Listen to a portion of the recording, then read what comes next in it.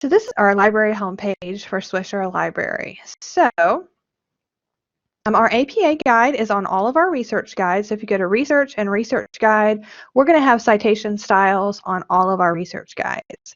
But you can also access our research guides by going to Research and Citing Sources.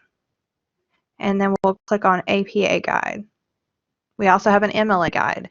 So this is kind of a cheat sheet for citing your sources in APA format. We've got examples for different types of sources, and APA is a little bit different than MLA because with APA you have to know the format of your source before you can cite it. So is it a journal article? Is it a book? Is it a chapter? You have to find out that first, and then you click on the example here and it will give you an example of how to cite that source. So what I'd like to do next is show you some information here on the research guide. Formatting the author is very important because sometimes you have no author. So this gives you the rules for what to do in different situations. So sometimes with no author, remember, cite what you see. So if there's no author, you just skip it. If there's one author, you would format it like this. If there's two authors, you'd cite it like this.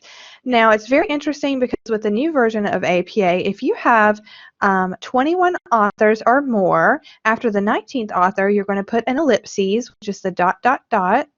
and then you're going to put the last author. So you have to credit up to 21 authors before you can, well, actually up to 19 before you put the ... So that's a lot of authors. So if you have any questions about formatting the author, check out the Formatting the Author part of the research guide.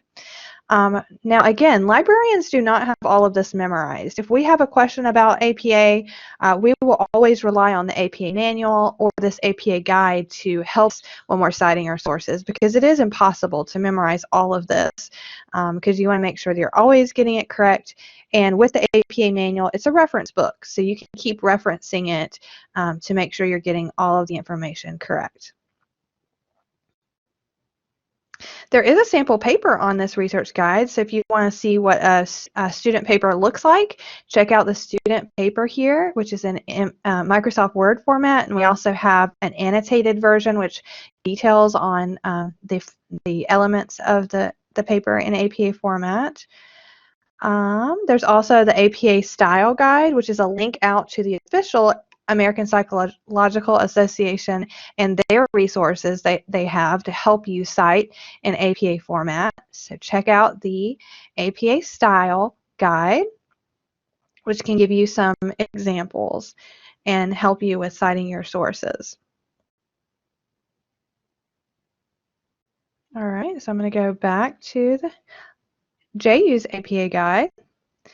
There's also some additional resources. So in addition to our research guide and the APA manual, you can always check Purdue OWL. It's a free site online that you can access. Maybe if you don't have a copy of the APA manual and you just want to look up how to cite a source, you can always use our guide, or Purdue OWL has some really great examples also on their website for the online lab. If your professor is still using the 6th edition, we do have a link out to the 6th edition of APA, but this is actually a research guide for the 7th edition. And if you'd like to know the changes in the 7th edition, there's a link here that tells you the new changes with the 7th edition of APA.